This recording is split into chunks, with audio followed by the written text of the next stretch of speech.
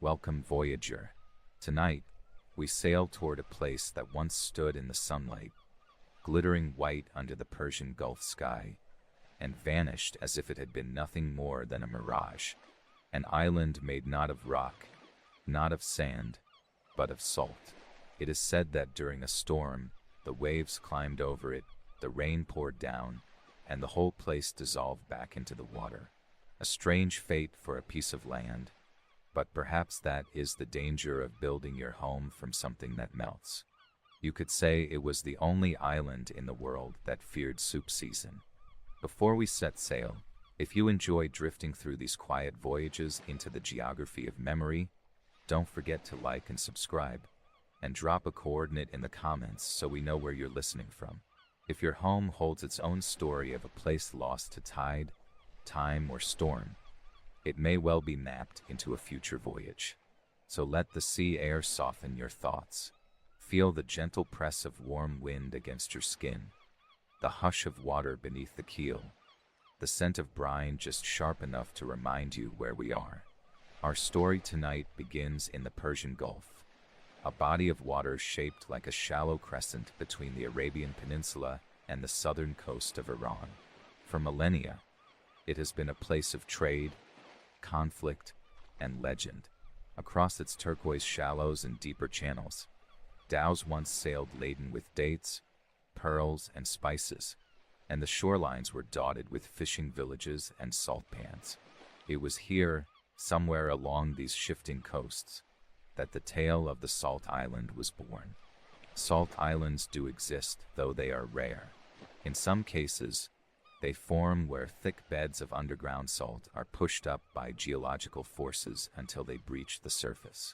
Over time, the action of wind and water can erode away the surrounding rock, leaving the salt dome exposed.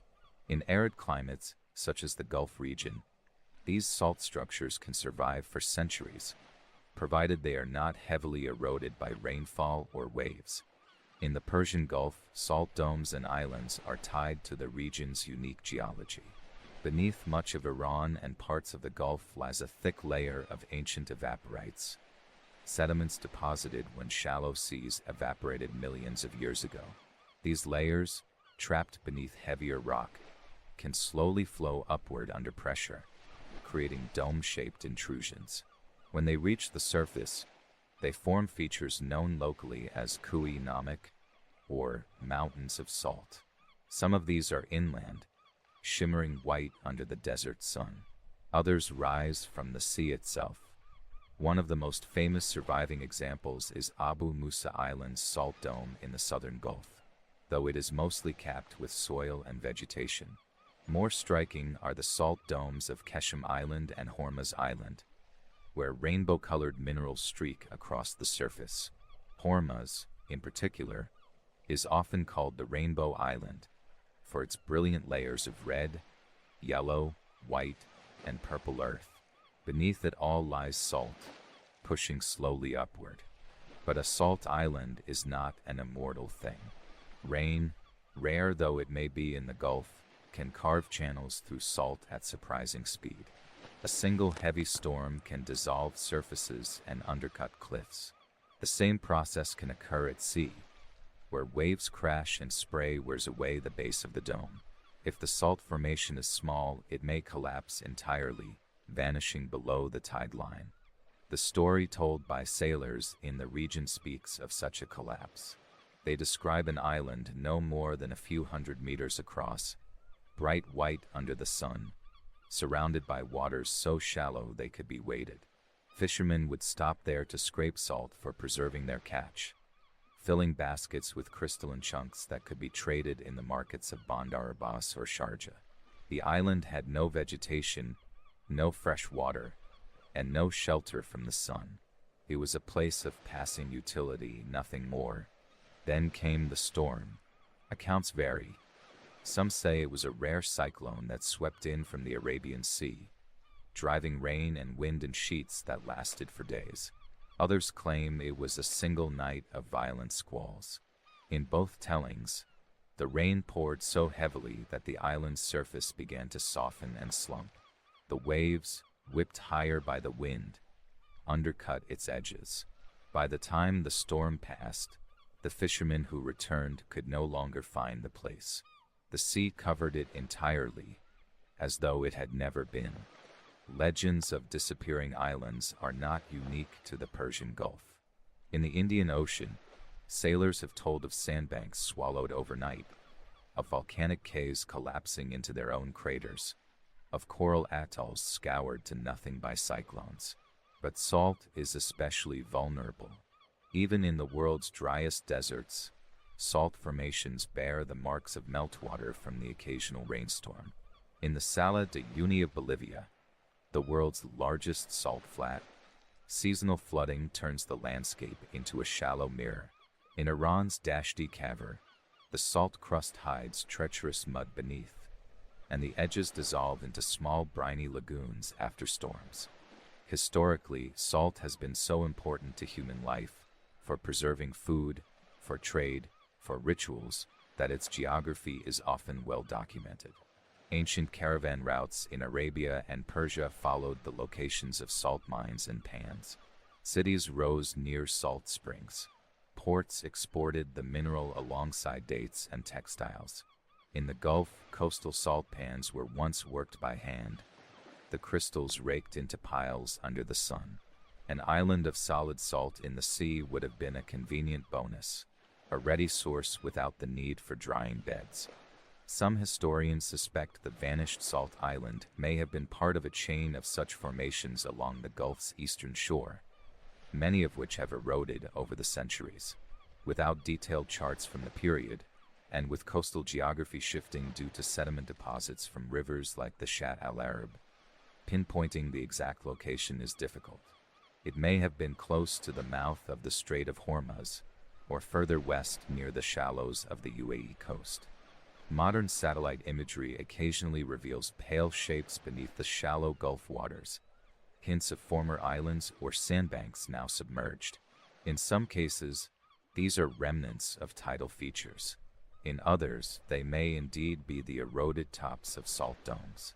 Whether any of these match the fisherman's island is uncertain. In 2010, a marine geologist studying seabed formations near the Iranian coast noted several submerged salt structures that could, under the right conditions, have once broken the surface. His research suggested that smaller domes, when exposed, can disappear within decades if wave and rain erosion coincide. Such a fate would align neatly with the oral histories of the Gulf Salt Island, a reminder of how quickly the sea can erase its own landmarks. The disappearance of a landform, even a small one, can leave a quiet but lingering mark on those who depended on it. For the fishermen and traders of the Persian Gulf, the Salt Islands' loss meant more than just the absence of a convenient resource. It disrupted patterns that had been repeated for generations. Stopping at the island was a rhythm in their voyages, a midpoint to rest or to fill their sacks with salt. Without it, journeys stretched longer, supplies had to be carried from shore, and the sea itself felt subtly altered. In coastal communities, geography is more than backdrop.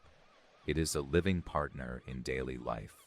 In the villages along the Iranian coast, from Bandar Lenja to Jask, elders would speak of the island in the same way one might speak of a relative who had passed away. The loss was mourned, even if in practical terms it was survivable. And because the Gulf is a place where oral tradition runs deep, the story persisted, passed between sailors as a kind of cautionary tale about the fragility of the sea's gifts.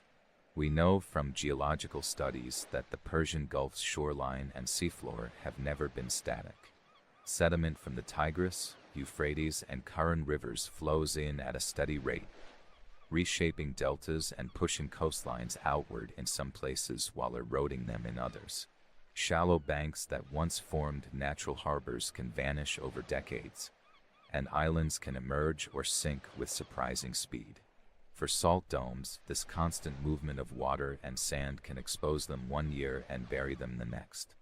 In the modern age, we often think of islands as fixed coordinates, neatly charted on maps and protected by maritime law. But before the precision of GPS and hydrographic surveys, many smaller islands existed only in the memory of those who saw them.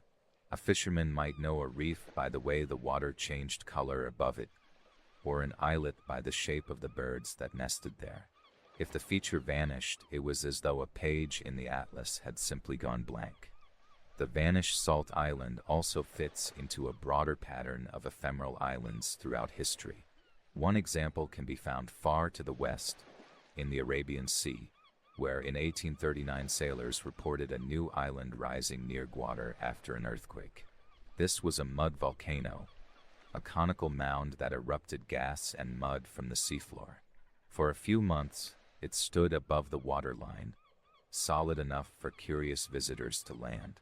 But within a year, wave action had worn it away, and it sank back beneath the sea. Several such islands have appeared and vanished along the Makran coast in the past 2 centuries. The difference with the Gulf Salt Island is that it likely stood for decades, even centuries, before disappearing. Its erosion was not the sudden collapse of an unstable mound, but the slow, inevitable work of weather, made swift only by the rare convergence of heavy rain and rough seas. This is perhaps why the story endures. It was not simply an island that came and went, but one that people had lived alongside, used, and trusted. Salt itself has a curious place in the history of the Gulf. Long before oil became the region's most famous export, salt was a valued commodity. Archaeological evidence from as far back as 6000 BCE shows that coastal settlements along the Gulf and Arabian Peninsula engaged in salt collection. In some cases, salt was traded inland to areas where natural deposits were scarce.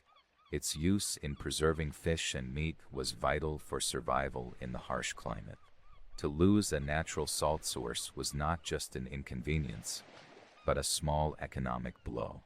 On Hormuz Island, just over 100 kilometers from the likely site of the vanished Salt Island, the link between salt and history is still visible. Hormuz's salt domes not only create vivid landscapes but also supply local artisans who use the mineral in dyes, paints, and decorative crafts. The island's old fort, built by the Portuguese in the early 16th century, stands near the shoreline where ships once loaded salt and minerals for export. It is not hard to imagine the vanished island's salt being gathered in much the same way, stacked in woven baskets aboard wooden dhows. In more recent times, marine scientists have taken an interest in the Gulf's salt domes for reasons beyond navigation or trade. These formations can influence local ecosystems, creating unique habitats for marine life. Small fish and crustaceans shelter in crevices at the base of the domes, and certain algae thrive in the briny seepage where salt meets seawater. The disappearance of even a small island could subtly shift the balance of such microhabitats, altering feeding grounds for birds and affecting the distribution of marine species. While the vanished Salt Island has no confirmed coordinates, some speculative reconstructions place it near the shallow sandbanks off Sir Abu Nuair, an island belonging to the United Arab Emirates. These shallows are known for their shifting shapes, and divers have reported unusual white crusts on the seafloor in places, remnants, perhaps, of ancient salt exposure. Another possibility lies further east, near the approaches to the Strait of Hormuz, where the seabed geology is more favorable for salt dome formation. Without a targeted geological survey, the truth remains hidden beneath the waves. Stories like this often blur the line between memory and myth. In telling and retelling, details shift, timelines stretch, and certainty fades. But the core truth, that the sea can unmake as easily as it makes, remains. The Gulf's fishermen understood this in a way few outsiders could. They had seen channels open where sandbanks once lay, and mangroves drown in sudden shifts of tide. They knew that even the hardest stone could be worn to nothing, and that salt, for all its usefulness, was among the most vulnerable of all. The island's fate also speaks to a broader truth about the Persian Gulf's environment. It is a place of delicate balances. Freshwater inflow from rivers mixes with high evaporation rates under intense heat, creating salinity levels higher than most other seas. The organisms that live here are adapted to these conditions, but the balance can be tipped by storms, temperature shifts, or human activity. An exposed salt dome, already on the edge of dissolution, would have been especially at risk in such a setting. In a way, the island's disappearance has given it a kind of permanence it never had in life. As long as it stood above the water, it was just a stopover, a useful lump of mineral in a busy sea. Now that it is gone, it has become a point of fascination, a story to pass on during long nights aboard ship, a reminder that even the sea's landmarks can melt away. From time to time, rumors surface of fishermen spotting a pale shape under the water in the old sailing routes. Some claim to have anchored above it and pulled up pieces of crystalline salt from the seabed. Others say the sea has long since swallowed every trace. In either case, the vanished salt island exists now less as a location than as a story, and in the Gulf, stories are often the most enduring maps of all. Our story now turns to the years after the storm, when the maps of the Gulf began to quietly change. In the records of European trading companies, small adjustments in charts show the absence of a once noted island. Early Portuguese navigators had marked it as a caution, warning that ships could run aground on its low rise if they passed too close in certain tides. By the 18th century, British and Dutch maps no longer carried its name, the blank space suggesting open water where a landmark had been. To those unfamiliar with its history, the erasure might have seemed an improvement, one less obstacle in a busy maritime route. But for those who had known it, the absence was a reminder of fragility, of how the sea could take back even what had seemed immovable. Oral tradition preserved what ink had abandoned. In the fishing towns of the Iranian coast, older men told younger ones about the time rain had made the sea taste different for days. Women recalled the color of the sky before the storm, a greenish light that had made the horizon seem closer. Children, hearing the stories, sometimes went down to the water's edge after rain, hoping to see floating salt as a sign of the vanished island. In Bahrain, a few navigators spoke of a sudden clarity in the Gulf's channels in the seasons after the loss, as if the island's dissolution had changed currents in ways too subtle for science at the time to record, but keenly felt by those who read the sea through long habit. Modern oceanographers, studying satellite imagery and salinity levels, have considered whether the event described could have been the end of a natural salt dome, exposed above water for centuries before breaking apart. The Persian Gulf is shallow in many areas, with depths averaging only about 35 meters, and its seafloor holds numerous salt diapirs, where ancient deposits push upward through overlying rock. Some remain buried, others rise into small islands. The composition of such structures means that under the right conditions, they can dissolve with surprising speed, especially if fractured by tectonic movement or heavy wave action. A rare but intense storm could do what decades of gentle erosion could not, collapsing and scattering a salt mass beyond recognition.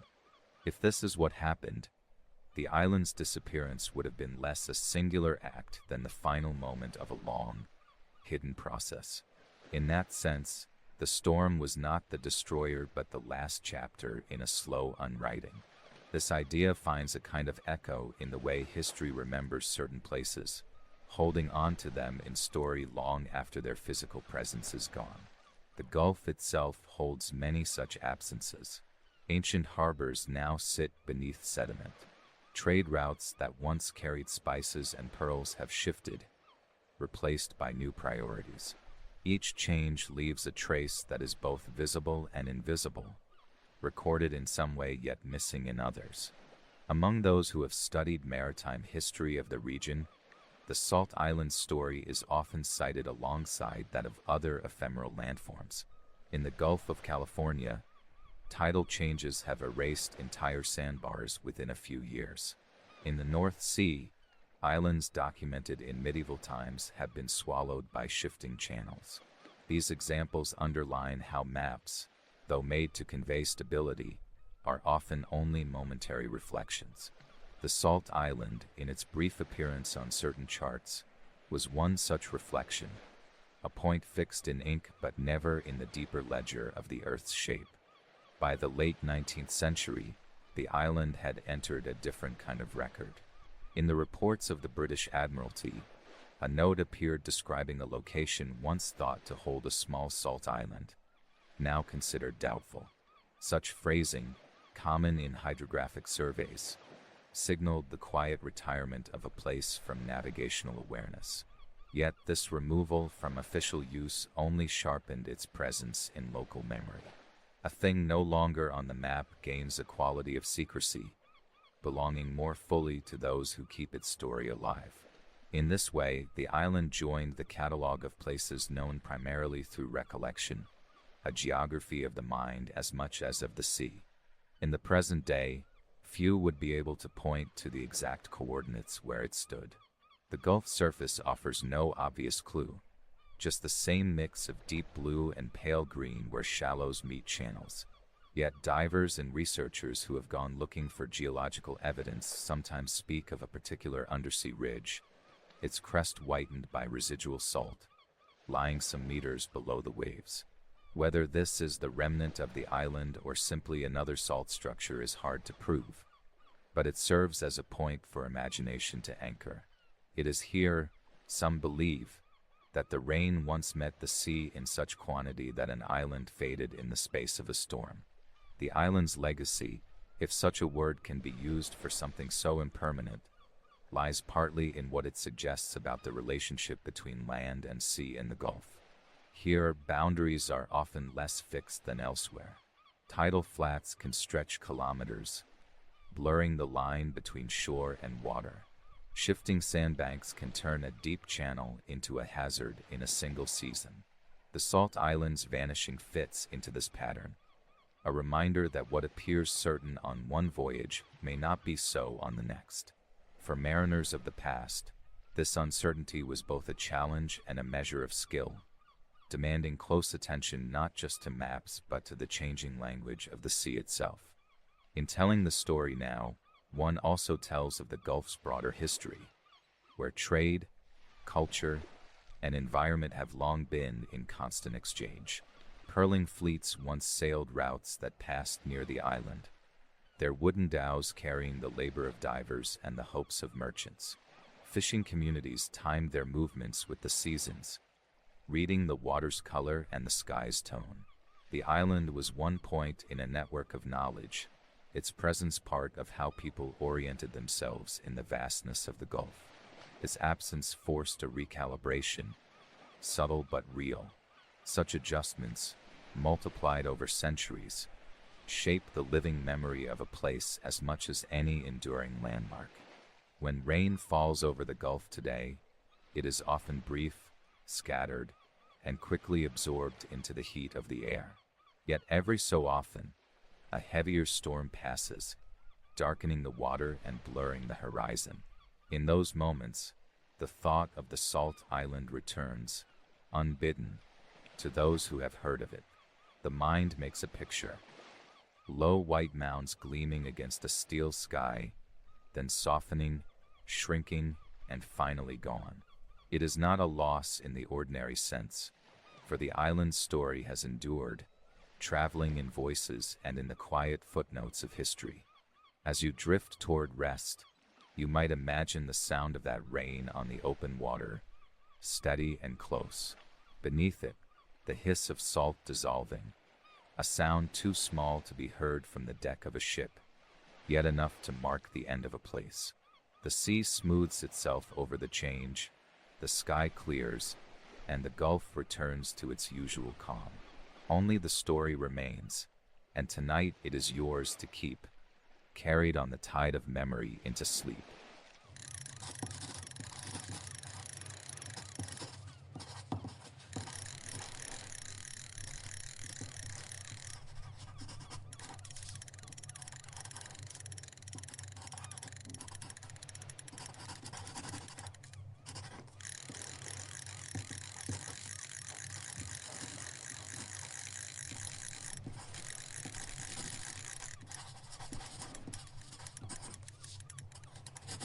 Welcome back, Voyager. On our second story of the night, we find ourselves upon a stretch of ocean where the sky once seemed to forget its place. Sailors told of rain that did not fall, but rose, shimmering upward into the gray light like a reversed tide. It sounds impossible, yet the sea, as you know, has a fondness for reminding us that it follows its own rules, not ours. There is a saying among mariners that the ocean never reads the weather report, which is perhaps why it feels so free to turn it upside down. You and I will drift there now, into waters where the wind did not merely carry the rain, but appeared to lift it from the sea itself. Before we sail further into this strange account, I should mention that our voyages are not funded by treasure maps or buried gold, but by the quiet kindness of listeners like you.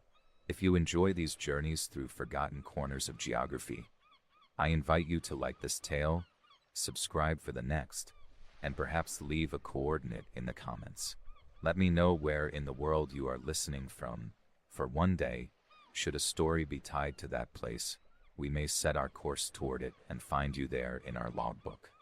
For now, let the sound of a gentle swell keep time with your breath. The deck is steady, the horizon is soft, and somewhere beyond the reach of the lamp, the sea is waiting. You may hear the distant hiss of water meeting wind, and feel a breeze that carries the faintest scent of salt. The night has nothing urgent to ask of you, so you may let your shoulders sink and your thoughts wander with the tide. Our story tonight begins in the open stretches of the Atlantic and Pacific, where the meeting of warm ocean currents and cold upper winds creates an invisible theater for one of the rarest sights at sea. These conditions are not everyday weather, and they are not easily forecast. For them to appear, a vessel must be in the right place at the right moment, often where a band of tropical water drifts into higher latitudes. The Gulf Stream in the North Atlantic, for instance, carries vast quantities of warm water northward, brushing against cooler air spilling down from polar regions. Likewise, in the Pacific, the Kuroshio Current runs its own path from the tropics toward Japan's eastern coast, crossing climates like a long sea road. It is here, in the seam between temperatures, that rain can seem to turn inside out. The physical explanation is rooted in wind shear and updrafts. When warm water heats the air just above the surface, it rises quickly, meeting the cold winds rushing above. If those winds are strong enough, and if the air is unstable, they can pull moisture upward, lifting spray and droplets higher instead of letting them fall. Sailors have sometimes found themselves sailing through this invisible tug-of-war, with the rain lifting around them in silvery arcs, more like smoke from a fire than a shower from the clouds. From the deck, the effect is disorienting. The sky appears to be drawing the sea into itself, as though the boundary between the two has been reversed. Historical accounts of upward rain are rare, partly because they were seen mostly by those far from land, where no one thought to write them down except in personal logs. In the early 19th century, a British brig crossing from Bermuda to Halifax reported such a phenomenon. The ship's log, kept by the first mate, notes that on the morning of the 17th of June, fine mist appeared to be drawn into the heavens. He described it as a fountain without source, lasting nearly half an hour before the wind shifted and the normal downward rain resumed. No scientific note was made of it then, but modern meteorology would likely recognize it as a form of sea spray lofting, intensified by strong vertical drafts. The Pacific has its own records.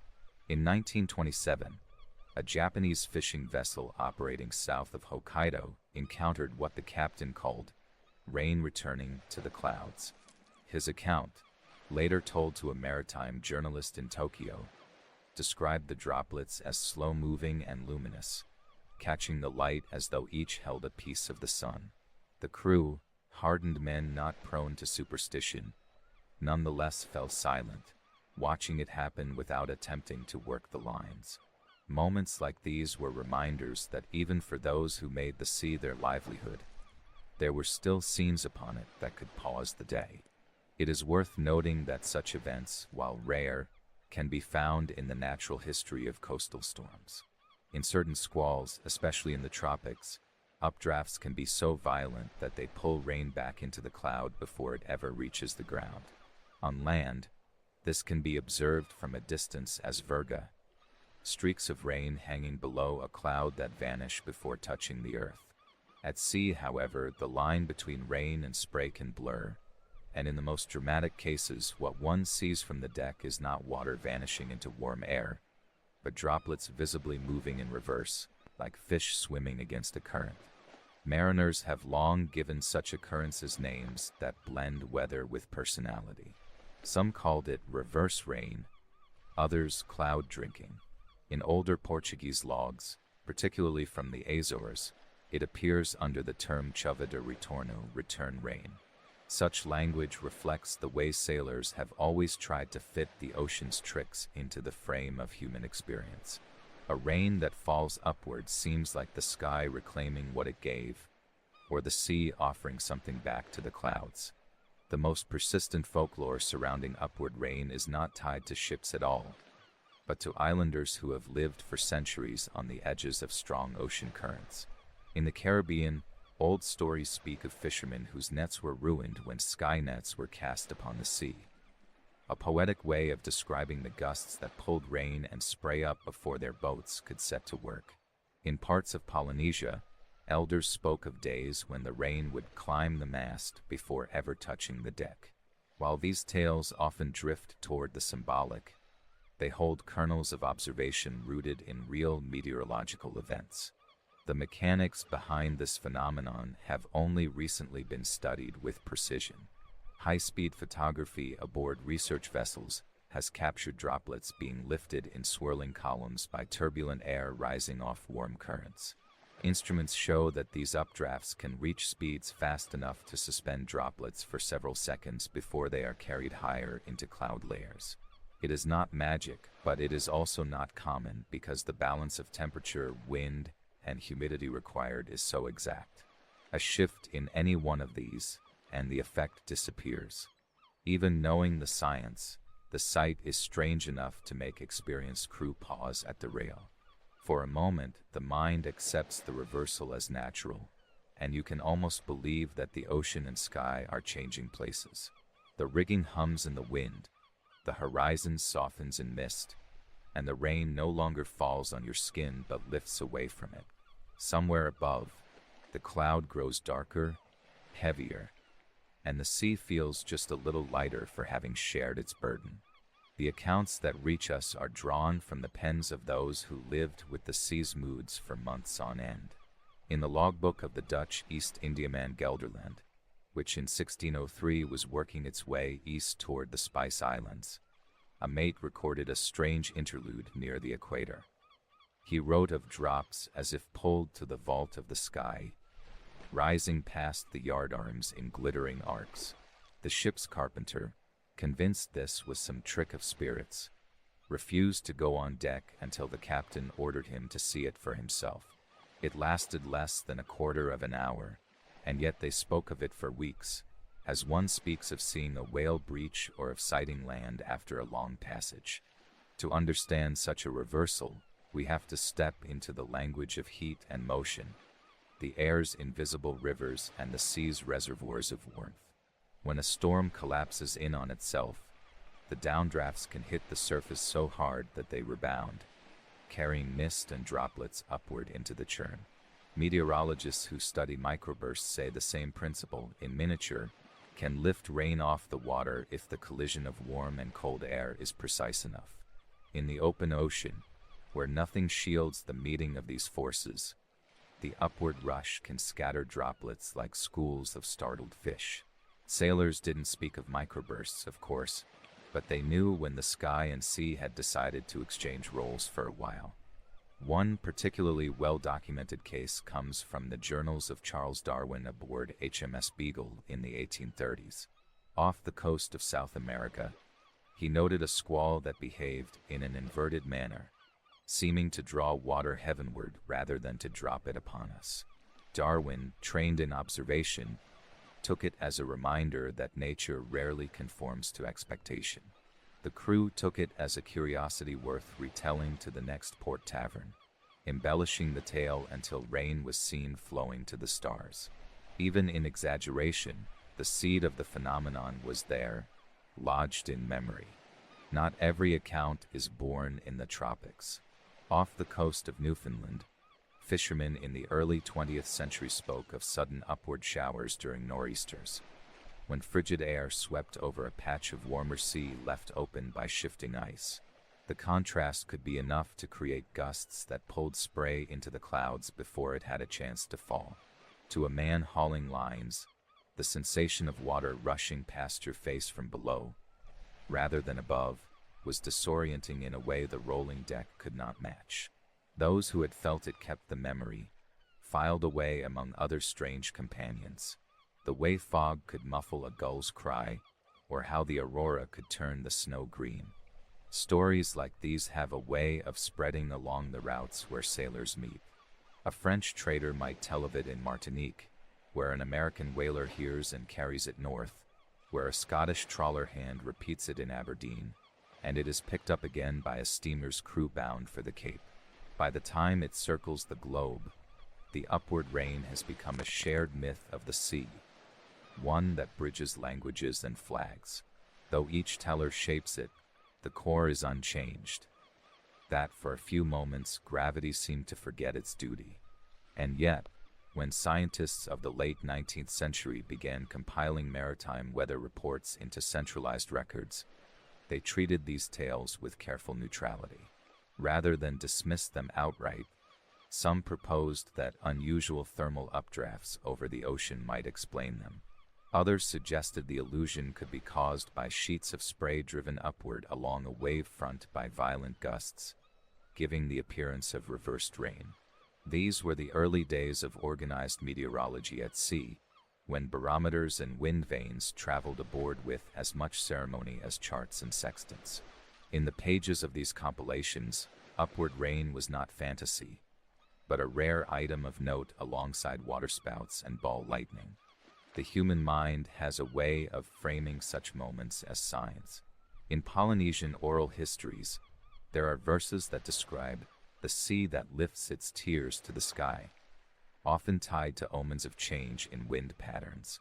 In the Western Pacific, fishermen on remote atolls treated it as a warning that currents were shifting in ways that would alter the reach of migratory fish.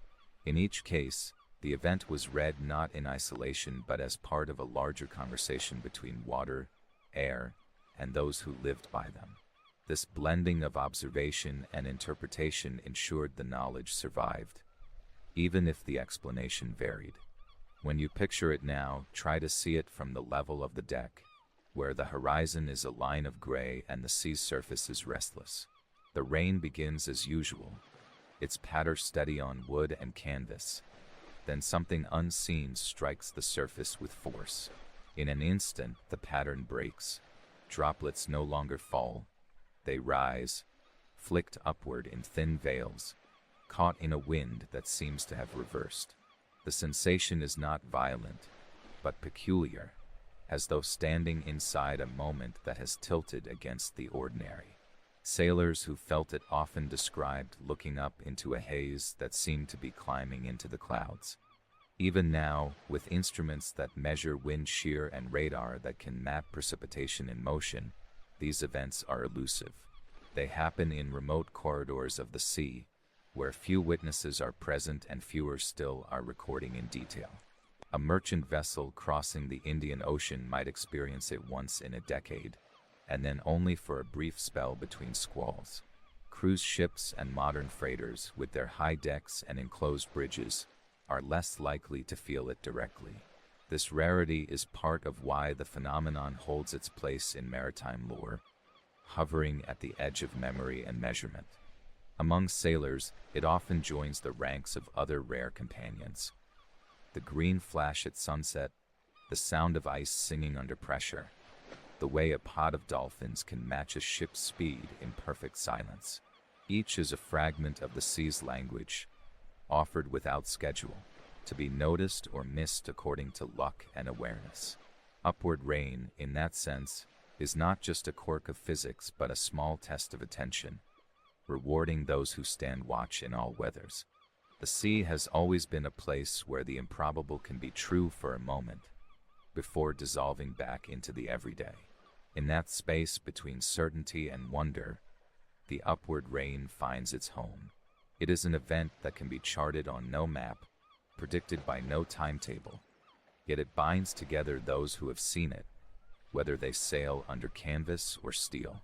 And in telling it here, we keep it within reach for the next voyager who may, by chance, stand in that narrow corridor where the rain forgets its descent and climbs instead toward the clouds. The most famous example in the North Atlantic was recorded by sailors on a merchant run between Nova Scotia and Iceland in the 1930s, where an unseasonably warm current surged northward, carrying moist air into a fast-moving cold gale. The crew described rain rising past the rigging, like silver fish leaping toward the sky. Scientists who later studied the account concluded it was likely the combined result of violent updrafts, horizontal wind shear, and a peculiar temperature inversion that caused water droplets to be caught and held aloft. That voyage, though unremarkable in its cargo, became a small note in maritime weather records, a reminder that even in an age of radios and steel hulls, the sea could still put on quiet shows of mystery. From the coasts of Australia come stories from pearl divers and fishing crews about the reverse squall, a phrase used in the late 19th century for sudden upward gusts over warm reefs after a storm had passed. There are paintings from that era, now housed in local maritime museums, showing schooners framed by thin, almost transparent curtains of water climbing into the air.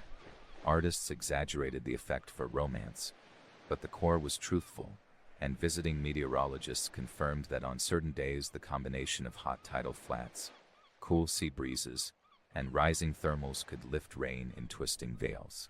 These accounts connect the phenomenon not just to rare winds, but to specific places on the map where sea and land collaborate to surprise the eye. Some cases have a tragic shadow. In 1952, a small fishing fleet off the coast of Chile was caught in a violent storm that broke quickly, leaving behind a glassy calm. Witnesses on shore reported columns of mist and rain spiraling upward in the distance, perhaps a lingering convective surge. For the sailors returning to port that evening, the scene was described in subdued voices, the beauty of the water's ascent framed by knowledge of boats that had not come back. It shows how easily the ocean can mix the wondrous with the dangerous, often in the space of a single tide. Modern science has tools the old navigators lacked, and upward rainfall has been documented in detail by researchers using Doppler radar and high-speed photography. In rare cases, warm ocean surfaces feed enough heat and moisture into the lower atmosphere to create powerful microbursts that reverse into updrafts, drawing rain into convective towers. The droplets may travel dozens of meters upward before dispersing into cloud again. Instruments have recorded these events off the coasts of Japan, the Caribbean, and the North Sea. What is striking is how small the scale often is. A patch of sea no larger than a few city blocks can become the stage for a reversal of gravity's usual script. Yet for all the measurements, the emotional core of the site remains unchanged from the first recorded journals. Sailors and coastal dwellers often describe a moment of silence that accompanies the vision, as if the sea and sky pause to observe themselves. This is more poetry than physics, of course, but even the most rigorous observer is not immune to such impressions. A lifetime on the water trains the senses to read subtle changes in color, motion, and sound. So when those cues turn strange, rain rising instead of falling, the human mind marks the moment deeply. In some fishing villages in Southeast Asia, there are folk beliefs that upward rain marks a crossing point for spirits between the underworld and the living world. These tales, passed down quietly, coexist with the practical knowledge of tides and monsoon cycles.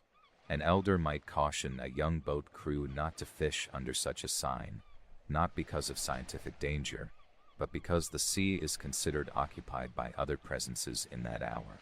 Similar beliefs appear in parts of the Pacific, where upward moving rain is taken as a sign that the ocean is sending its breath back to the sky, a time for stillness rather than labor. While ships today rarely depend on sails or paper charts, many mariners still keep an unofficial log of strange events. Ask a cargo captain or a research vessel crew, and you might hear about a narrow strip of sea in the Indian Ocean where, for 15 minutes, rain seemed to vanish upward into low clouds, leaving the deck dry though the horizon showed storms. These modern notes echo the tone of centuries past: curiosity without immediate explanation, a recognition that the ocean's theater includes performances that repeat only for a handful of lucky witnesses. Even satellite imagery has caught glimpses. In 2017, a high-resolution weather satellite passing over the Gulf Stream recorded a small convective plume where surface rain was drawn upward in a spiraling column. Meteorologists confirmed it matched eyewitness accounts from a nearby research vessel. To see such a phenomenon from above, with the clarity of modern instruments, was to confirm what old mariners had sketched in the margins of their maps: that the ocean, in concert with the sky, could briefly turn the familiar motion of rain on its head. These events also remind us that the boundary between sea and sky is more dynamic than it seems. We often think of rain as a one-way transfer, moisture condensing in the air, falling to the surface, completing the cycle. But the cycle is not a neat diagram. It is a living, shifting process, responsive to every change in temperature, wind, and terrain. Upward rain is simply one of the rare moments when that process becomes visible in an unusual direction, and when human eyes can register the complexity of forces usually hidden in equations and forecasts. There is also a strange comfort in knowing that even now, with satellites overhead and sensors in the depths, the world still offers scenes that feel improbable when described. You could tell someone that you saw rain fall upward and they might think it a trick of light or imagination.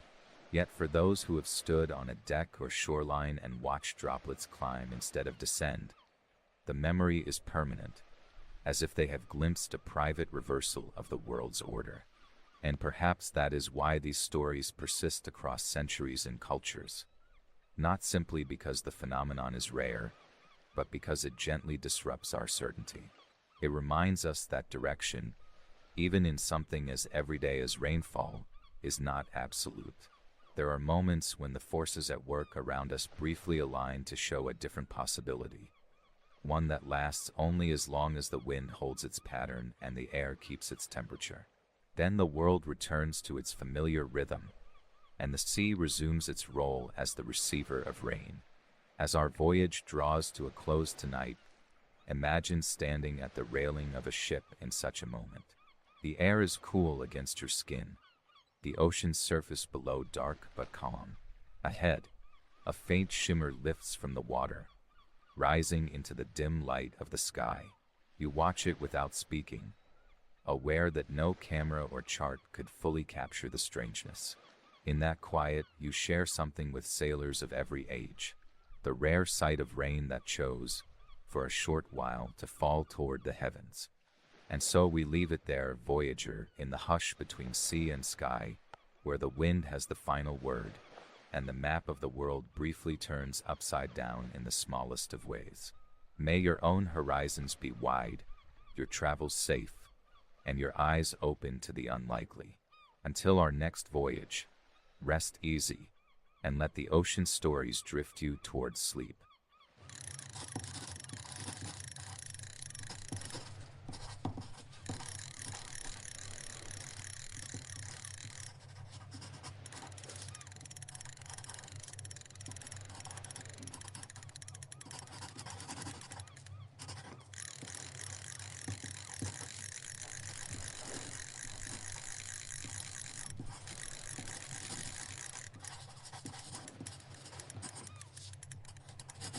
Welcome, voyager. On our third tale of the night, we drift north, to the edge of cold seas and long memories, where Norway once looked into the black water and saw not only a monster, but a symbol of its own maritime soul. This is the story of how the Kraken, the fabled leviathan of Nordic waters, slipped from the pages of sailors' fears and into the arms of a nation's identity. Some say it takes a rare creature to survive in those latitudes. Norway decided theirs should have tentacles. Before we lower anchor in this tale, remember to like and subscribe, and leave a coordinate in the comments so I know where you're listening from. If one day your latitude and longitude happen to match the waters of an old legend, we might chart a course there together in a future voyage. The night is calm, the air faint with the smell of brine and kelp. Somewhere beyond the horizon, waves meet cliffs in a slow percussion, like a heartbeat deep beneath the ocean. Let your thoughts drift with the tide, the sound of the world softening as we begin. Our story tonight begins in the late medieval and early modern period, when European cartographers were still filling in the blank spaces of the seas with imagination as much as observation. Off the coasts of Norway and Iceland, maps sometimes bore the image of a coiled beast, half octopus, half myth. The Kraken was drawn vast enough to wrap itself around an entire ship, its many arms tightening until hulls cracked and masts splintered. To the south, Mediterranean sailors had their own monsters, often scaled and serpentine, but here in the cold waters of the North Atlantic, the Kraken reigned. The roots of the Kraken's myth are tangled in fishing culture. Norwegian fishermen knew that beneath the coastal shallows lay deeper trenches, rich with cod and herring. They also knew that sometimes the sea would heave, the water swirling as though something massive was rising from the depths. These upwellings, now understood as natural currents and feeding patterns, became the backbone of the Kraken story. The creature was said to lure fish to its body, creating a feast for both itself and the fishermen who dared to risk getting close. It was a paradoxical relationship, monster as threat, but also as provider. The earliest written accounts of the Kraken appear in 13th century Norse sagas, where the Hafgufa, literally sea mist, was described as a creature so vast that sailors mistook its back for an island. They would land upon it, only to find it shifting beneath them, the shore sloping into the deep. In later retellings, this became the Kraken's camouflage. By the 18th century, Norwegian bishop and naturalist Erik Pontoppidan was writing about it in his Natural History of Norway, blending eyewitness reports with speculation. Pontoppidan did not dismiss the Kraken outright. In fact, he suggested it might be a kind of undiscovered squid or octopus, possibly the largest animal in the ocean. It is here, in Pontoppidan's writing, that the Kraken began to straddle the line between fable and biology. He cited fishermen who claimed to have seen its arms breaking the surface, and noted how ships sometimes found their lines entangled in strange, rope-like limbs. In an age when giant squids were still unknown to science, these accounts blurred reality and imagination in ways that were hard to untangle. Norway's embrace of the Kraken as a cultural emblem grew from this blend of fear and familiarity. The sea was central to life, its bounty, its danger, and its mysteries all wrapped together. Other nations might choose lions or eagles to symbolize strength. Norway's strength was maritime, and no creature better embodied that than the Kraken, whose very existence spoke of survival in the cold, deep, and unpredictable waters of the North. Even as Enlightenment thinking pushed Europe toward skepticism, the Kraken held its place in Nordic identity. Sailors who crossed the Atlantic carried its legend with them. Writers and artists adapted the creature into new forms, sometimes a giant crab-like animal, sometimes more like the squid we recognize today. In Norwegian folklore collections, it became one of many beings inhabiting the threshold between the known and unknown. Its persistence was helped by the fact that, unlike purely fantastical beasts, it occasionally brushed against reality. Strange carcasses washed ashore, whale-sized, tentacled, and rotting, would feed the belief. These were often the remains of giant squid, a species that can grow longer than a bus, but in earlier centuries they were folded neatly into the Kraken myth. The Kraken also found a home in political and artistic expression. In the 19th century, as Norway moved toward independence from Sweden, cultural symbols took on new importance. Painters depicted the Kraken in scenes of shipwreck and struggle, but also in moments of awe, with its tentacles rising like banners of the sea. Writers used it as a metaphor for power that was both protective and overwhelming. By the early 20th century, the Kraken appeared in stamps, illustrations, and even tourism campaigns, framed not as a horror, but as a marvel of Norwegian heritage. Beneath these cultural layers lies geography's role in the myth's survival. The Norwegian coast, long and jagged, stretches over 25,000 kilometers if every fjord is measured. Its waters are fed by both the warm North Atlantic drift and the cold Arctic currents, creating fertile fishing grounds and unpredictable conditions. To navigate these seas is to constantly balance respect for danger with reliance on the ocean's gifts, a dynamic perfectly mirrored in the Kraken's dual role as both predator and benefactor in the stories. Of course, science eventually gave the Kraken a new identity. In the late 19th and early 20th centuries, confirmed specimens of giant squid were recovered, first from Newfoundland waters and later from around the world. These animals, Architeuthis ducks, explained many of the eyewitness descriptions. Long tentacles, eyes the size of dinner plates, and a preference for deep waters. Yet the Kraken did not vanish with this discovery. Instead, it transformed, becoming less a literal beast and more a cultural totem. In Norway today, the Kraken appears in everything from children's books to maritime festivals. Fishermen tell the old stories with a glint of humor, aware that their ancestors' monster is now an ambassador of sorts, drawing tourists and keeping alive the memory of a time when the sea still held more questions than answers. In a way, the Kraken has been domesticated not in the sense of being tamed, but in the sense of being made part of the family. And perhaps that is why Norway embraced it so readily. The Kraken is not a foreign beast imported from distant tales. It is born of local waters, shaped by the same fjords and currents that shaped the nation's history. To claim it as a national animal is to acknowledge that mystery, danger, and sustenance are all bound together in the life of a seafaring country. The Kraken's tentacles reach not only into the deep, but also into the national imagination, curling around centuries of storytelling. Our story tonight continues along the coastlines where truth and imagination met in ink and parchment, in the days when mapmakers were still part chronicler and part dreamer. In Norway, the Kraken occupied an unusual place in the cultural tide. It was not simply a monster for sailors to whisper about in the night. It was an emblem of the deep, a creature whose enormity mirrored the immensity of the waters that shaped the nation. Early descriptions spoke of a beast so vast it could be mistaken for an island, its back rising from the sea like a forested hill, until the hill began to move. The Norse sagas, as well as foreign accounts from Danish and Swedish sources, carried the Kraken into recorded history, not as a singular, fleeting sighting, but as a recurrent and enduring element of maritime lore. And unlike other sea monsters that were relegated to fearsome cautionary tales, the Kraken in Norway took on a role that edged into pride, a mythical confirmation that the seas here were as mysterious as they were rich.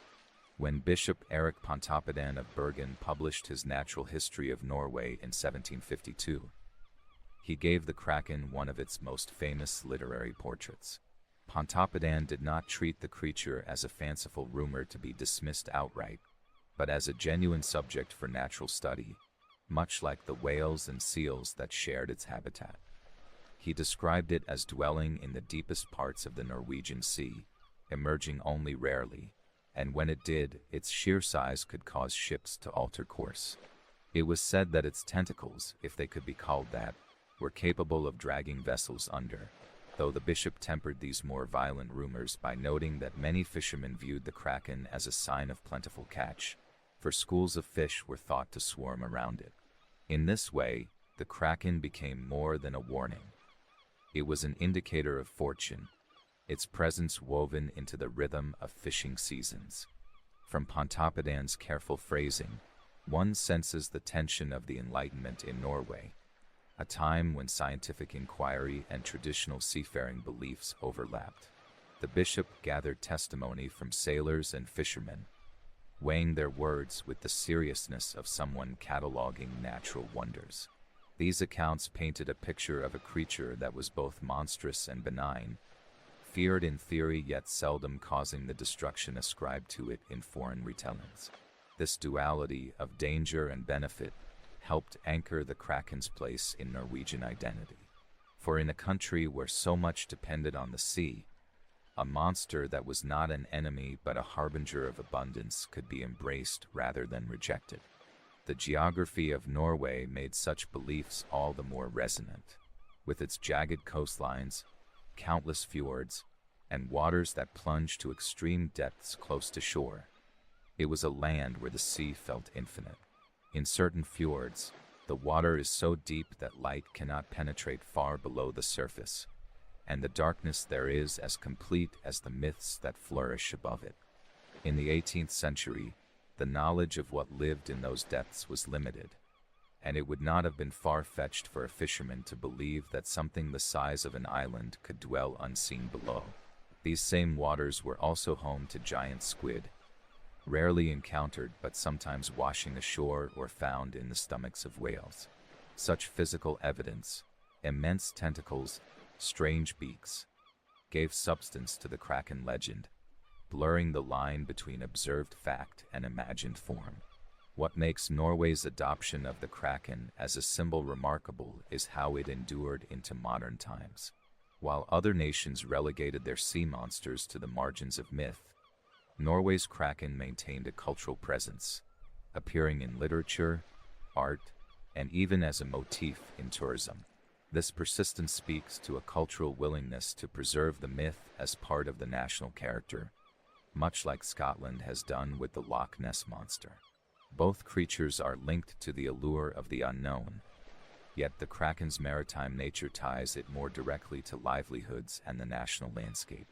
In a sense, the kraken became a way of articulating the scale and unpredictability of the Norwegian Sea, a shorthand for the respect it commands.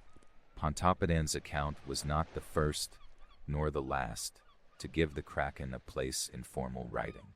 Scandinavian cartographers of the 16th and 17th centuries occasionally marked dangerous sea zones with illustrations of vast, coiled creatures. These were not idle decorations but warnings, much like the Latin phrase, hic sunt dracons, here be dragons, that appeared on older maps to indicate unknown territories. In Norwegian waters, the kraken mark could signal both peril and promise. Sailors knew that venturing near might risk encountering unpredictable currents or treacherous weather, yet it might also mean returning with holds full of fish. The dual symbolism made the kraken adaptable, fitting into both practical navigation and national storytelling. The 19th century brought new layers to the myth as natural history advanced. Reports of giant squid in the North Atlantic, especially from whaling vessels, provided tantalizing glimpses of a creature that matched parts of the kraken description. Long, rope-like tentacles, eyes the size of dinner plates, and bodies large enough to rival small boats began to replace earlier depictions of island-sized behemoths. Scientists debated the nature of these squid, classifying them under the genus Architeuthis. Yet in the public imagination they were still kin to the kraken. Illustrations in newspapers and magazines bridged the gap between scientific fact and mythic tradition, often exaggerating size for dramatic effect. Norwegian writers and poets wove the kraken into their work with a tone that was as much about the soul of the sea as about the creature itself. Alfred Tennyson, though English, penned a sonnet about the kraken in 1830 that drew heavily from Scandinavian influence. His verses portrayed the monster as ancient and slumbering in the depths until some great cataclysm would awaken it. While Tennyson's kraken was destined to rise only at the end of the world, Norwegian depictions often kept it in the realm of the everyday sea, surfacing now and then to remind the nation of the mystery beneath. It was not an omen of doom but part of the living maritime world, as natural to Norway's identity as its mountains or northern lights. Even today, the kraken appears in Norwegian branding and cultural references, from seafood companies to sports teams. It serves as a playful nod to heritage, a reminder that the country's relationship with the sea has always included a measure of awe. In this way, the kraken functions as both a national mascot and a bridge to the past, connecting modern Norway to the days when the line between charted waters and imagined ones was thin. The persistence of such a symbol suggests that myths, when tied closely to geography and livelihood, can become as enduring as any tangible landmark. The kraken's journey from feared monster to national emblem also mirrors a broader human tendency to claim the extraordinary as one's own. By embracing the kraken, Norway did not deny its fearful qualities, but reframed them as part of the nation's resilience and uniqueness. Just as mountains are admired for their danger as much as their beauty, the kraken's might was accepted as part of the larger seascape. And perhaps there is comfort in knowing that even in an age of satellites and deep-sea submersibles, some corners of the earth or ocean still hold creatures that belong as much to the mind as to nature. Our story continues in the decades after the first modern depictions of the kraken had found their way into Europe's printed atlases and into the minds of those who had never seen the North Atlantic. By the early 1800s, the kraken was no longer just a strange word whispered in sailors' inns. It had been catalogued, argued about, and even half-adopted by scientists of the age. The natural historian Erik Pontoppidan, Bishop of Bergen in the mid-18th century, had already written with conviction about the kraken, estimating its size and habits as if writing about deer or cod. His writings were translated into other languages, giving the impression that Norway was home to the most dramatic creature on the planet. For many abroad, this became inseparable from Norway's image, a country of steep mountains, cold waters, and a colossal creature that might be as real as reindeer. There was a curious pride in it, though Norwegians themselves were divided. Coastal fishing families often dismissed the kraken as a story for foreigners, a way for outsiders to make sense of the deep, dangerous waters they would never themselves sail. Others, especially those living in towns where foreign ships docked, found the kraken a useful piece of identity. It was a shorthand for the ocean's scale and mystery, a way to say that this was not a tame land. In an age when many countries leaned on heraldic lions, eagles, or bears to decorate shields and flags, the kraken seemed to offer a different kind of national emblem, one that belonged to the imagination as much as to the natural world. In literature and in the art that filled illustrated periodicals, the kraken was drawn less as the violent destroyer of ships and more as a vast, patient being, coiled in the deep.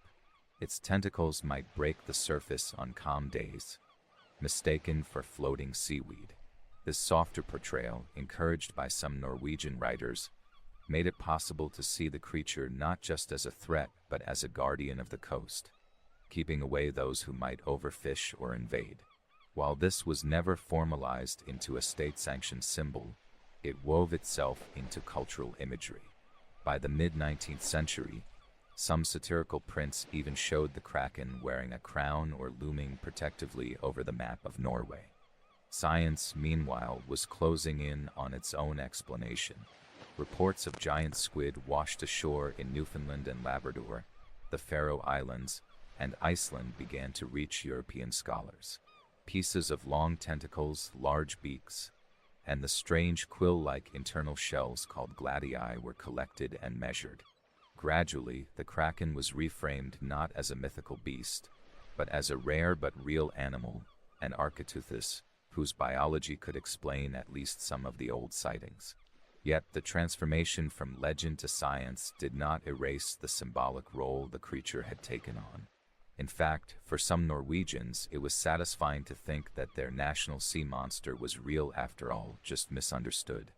This scientific shift did not end the artistic one. Painters in Oslo and Bergen continued to depict the kraken in fantastical ways, even as newspaper articles clarified that the animal was likely a squid. There was no need to match every brushstroke to reality, because the kraken of culture was larger than the kraken of anatomy. Writers still set their sea stories in kraken-watched waters, and tourists visiting the fjords could buy souvenirs with coiled tentacles engraved beside the country's name. It had become an unofficial emblem, passed down more in postcard racks than in official seals.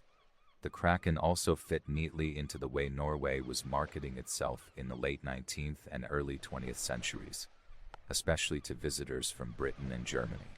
Travel brochures praised the unspoiled coasts, the raw mountains, and the untamed seas, sometimes slipping in a mention of the great beast that was said to live in the deeps.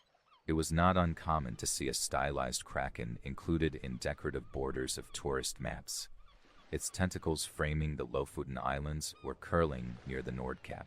While official Norwegian symbols leaned on the lion, the kraken thrived in this parallel, more playful space, a way to signal that here was a place where myth and geography still overlapped.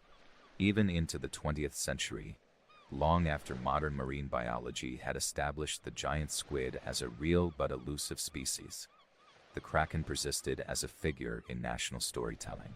In World War II, Norwegian resistance art sometimes portrayed the kraken attacking Nazi warships, a visual metaphor for the sea itself defending the homeland.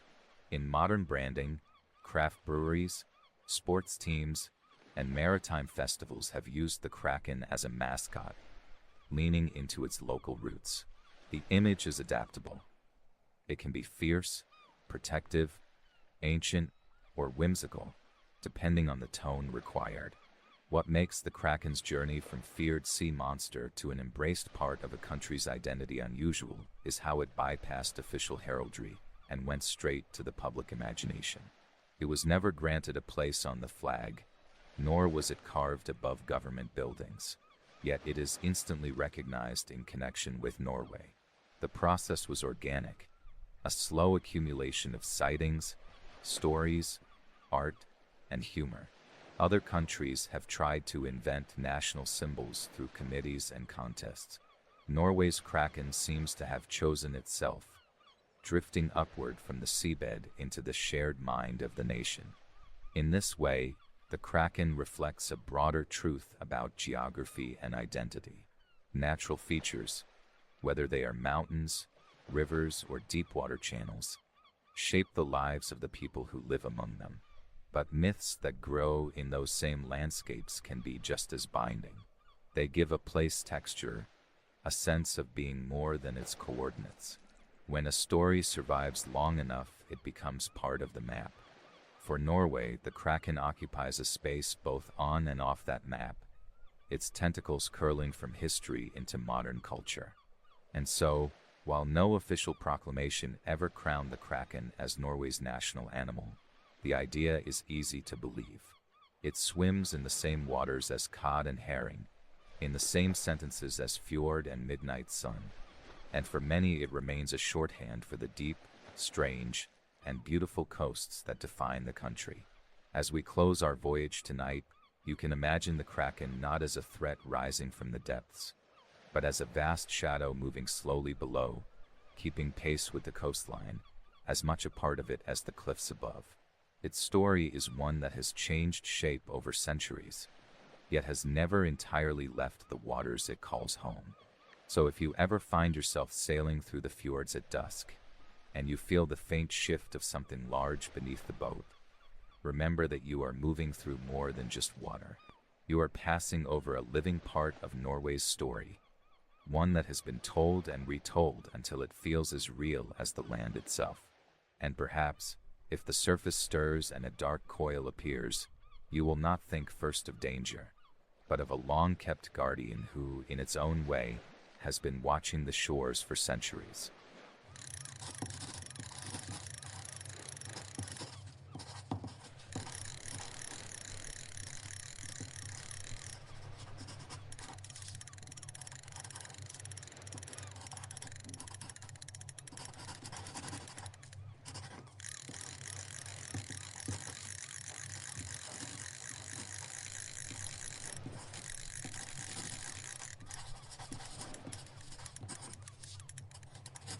Welcome once again, Voyager. On our final journey of the night, we find ourselves tracing the path of light, an ancient, golden thread woven across restless seas, guiding mariners home before the hum of radio or the glow of electric bulbs. This is the story of lighthouses that burned not with flame, but with mirrors aimed at the sun, harnessing angles and patience to send shimmering beams that danced like fire on the horizon. A tale where physics and human ingenuity met, lighting the way in ways both subtle and spectacular. It makes you wonder if early sailors ever wished for sunglasses instead of compasses. Before we dive deeper, if you enjoy drifting with these whispered voyages, please like and subscribe, and drop a coordinate in the comments below. Wherever you are, your location helps chart future stories, and if a tale is tied to your shores, it may soon wash up in our next voyage together. Now, let yourself settle into this calm space. Feel the gentle breeze brushing soft salt air, the distant calls of seabirds fading into quiet, and the flicker of firelight from a hearth somewhere beyond your reach. Breathe evenly, and let the pulse of waves beneath your mind's eye slow to a gentle rhythm. Our story tonight begins along the rugged coasts where the sun meets the sea, long before electricity, when the simplest ray of light could save a ship from disaster. In those times, mariners relied on many tools: stars to navigate, charts to plot courses, and at night, the faithful glow of fires atop cliffs. But the day posed its own challenges. A ship could easily lose its way amid hidden reefs and shifting sands, and fog or cloud cover could make landmarks vanish like ghosts. Yet the sun, a constant companion during daylight, offered a promise. Light could be captured, directed, and used as a beacon. This idea gave rise to what might seem at first like a paradox: lighthouses that shone not with fire, but with reflected sunlight. The earliest recorded experiments with heliographs, devices that flash sunlight via mirrors, date back centuries. But it was in coastal communities of the Mediterranean and later Northern Europe where such innovations took root in practical lighthouse design. Mariners' eyes could catch glimmers far offshore, the sun's rays folded and bent just so, warning of rocky shoals or inviting safe passage. These lighthouses relied on principles now fundamental to optics, but then were still fresh discoveries. Mirrors, polished to perfection, were mounted on pivots or fixed at precise angles, designed to catch the sun as it moved through the sky and reflect beams far out over water. This required not just technical skill, but patience. Lighthouse keepers would adjust mirrors through the day, aligning them to the sun's arc. In some cases, multiple mirrors were arrayed like a golden fan, each catching a slice of light and throwing it outward. The challenge was immense: how to keep that glimmer steady enough, far enough, and long enough to be useful. Clouds could dim the beam, the sun could slip behind cliffs, and waves could blur horizons. Yet with practice and care, these shining lighthouses became trusted sentinels. In an age when a single lost ship could mean months of hardship or lives lost, the ability to harness the sun's light into a signal was nothing short of miraculous. One remarkable example comes from the island of Trapani, modern-day Trapani in Sicily, where ancient civilizations first experimented with mirrors to guide ships into harbor. Centuries later, the Venetians improved these techniques, installing complex arrays of polished metal and glass to create dazzling flashes visible for miles. The lighthouse itself became a structure not only built of stone but built around light, a delicate dance between architecture and optics. In Northern Europe, too, keepers of the light refined these methods. On the coasts of Norway, Sweden, and Scotland, mirrors sometimes caught fleeting sunlight to warn against treacherous cliffs hidden beneath fog or mist. The play of light and shadow took on almost mystical qualities, a golden shimmer that seemed to dance on the waves themselves. Local fishermen spoke of the sun's eye watching over them, a quiet guardian glowing in daylight when fire was useless. Yet these heliographic lighthouses were not only practical but poetic. They required a harmony between human hands, natural elements, and the sun's steady course. The act of maintaining these beams was a ritual, carefully cleaning and polishing mirrors, tracking the sun's daily journey, adjusting angles with precision, and knowing when to watch the horizon for returning sails. It was patience shaped into light, a labor that connected the keeper to the very movements of the heavens. With the rise of glassmaking in the Renaissance, mirror technology advanced further. The invention of the parabolic mirror allowed light to be concentrated into stronger, more focused beams. This breakthrough enabled lighthouses to send signals farther than ever before, though it also meant that heliographic methods had to evolve or make way for flame-based lenses that could shine through the night. Still, during daylight, the mirror's reflection remained a powerful tool, especially when paired with flags or shutters to modulate flashes. Across the centuries, these golden beams linked communities and sailors across vast distances.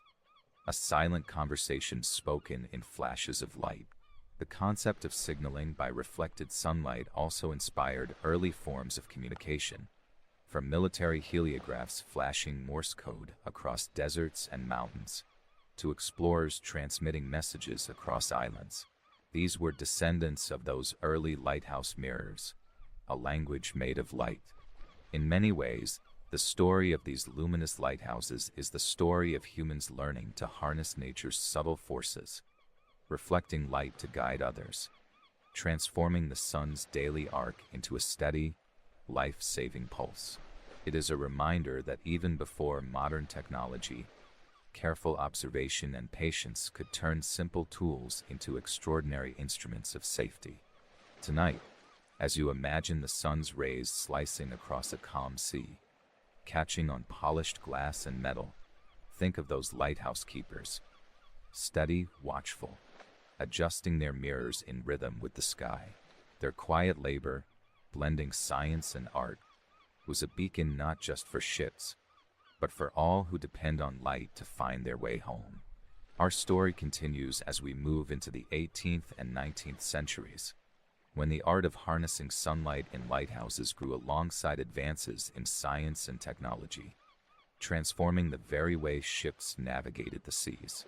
The world was awakening to the power of optics, and lighthouse keepers became custodians of both tradition and innovation, their craft balancing between ancient wisdom and modern precision.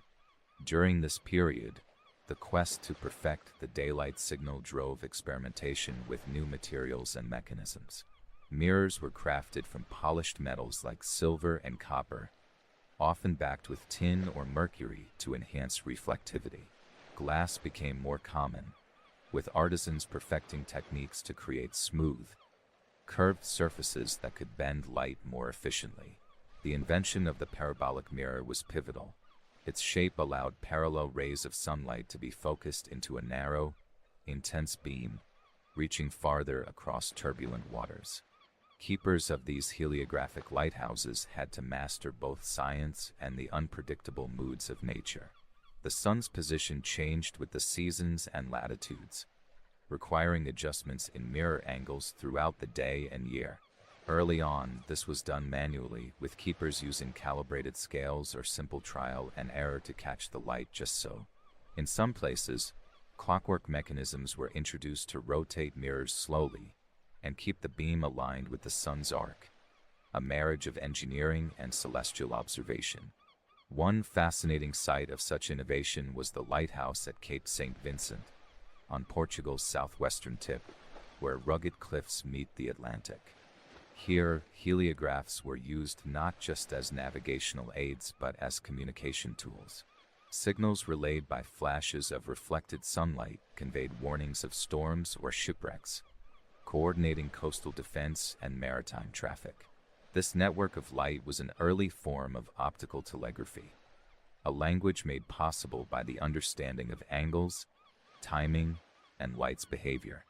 While these developments flourished along the Atlantic and Mediterranean, other regions saw unique adaptations.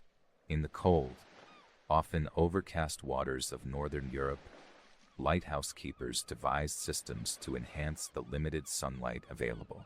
Silvered glass lenses paired with mirrors multiplied beams, and shutters modulated light to create coded signals.